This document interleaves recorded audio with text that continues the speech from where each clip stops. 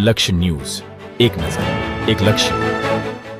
ભારતીય જનતા પાર્ટીના સ્થાપક એવા પંડિત દીનદયાળ ઉપાધ્યાયની ડભોઈ ભારતીય જનતા પાર્ટી દ્વારા જન્મદિન નિમિત્તે પુષ્પમાલા અર્પણ કરવામાં આવ્યું હતું. ધારાસભ્ય શૈલેષભાઈ મહેતા આ પ્રસંગે ઉપસ્થિત રહ્યા હતા. ડભોઈ ખાતે ભારતીય જનતા પાર્ટીના સ્થાપક એવા પંડિત દીનદયાળ ઉપાધ્યાયના જન્મદિન નિમિત્તે ડભોઈ સહિત સમગ્ર રાજ્યમાં ભારતીય જનતા પાર્ટી દ્વારા તેમની છબીને પુષ્પમાલા અર્પણ કરી હતી.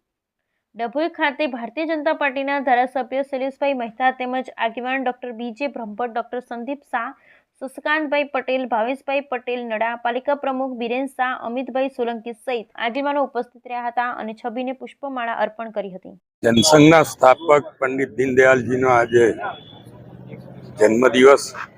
આજે સમગ્ર દેશમાં જનસંઘમાંથી ભારતીય જનતા પક્ષ બન્યો છે અને ભારતીય જનતા પક્ષ દ્વારા દેશના તમામ ઠેકાણે દીનદયાળજીની જન્મ જયંતિ ઉજવવામાં આવે છે.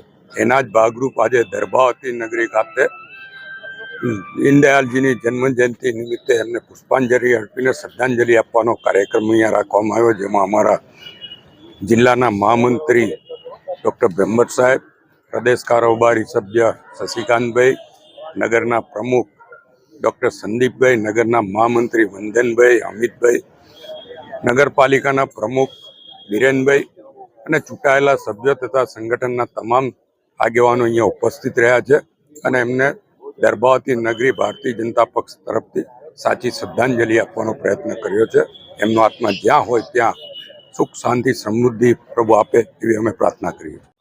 આજે ભારતીય જનતા પાર્ટીના સ્થાપક એવા પંડિત દીનદયાળજીની જન્મજયંતિ છે અને સમગ્ર દેશમાં ભારતીય જનતા પાર્ટીના સૌ કાર્યકર્તાઓ આજે જન્મતિથિની તેમના પોતાને પુષ્પાંજલિ કરીને ઉજવણી કરી રહ્યા છે. સમગ્ર દેશમાં એમની પુણ્યતિથિ નિમિત્તે સેવાકીય પ્રવૃત્તિઓનું આયોજન થયેલું છે અને સાથે સાથે સમગ્ર દેશમાં એમણે જે પક્ષ સ્થાપેલો છે એના માટે અત્યારે રાષ્ટ્રીય સદસ્યતા અભિયાન બી ચાલી રહ્યું છે અને ફરી એકવાર આજે પંડિત દીનદયાળજીને યાદ કરીને એમને શ્રદ્ધાંજલિ પાઠવીએ છીએ. વંદે માતરમ.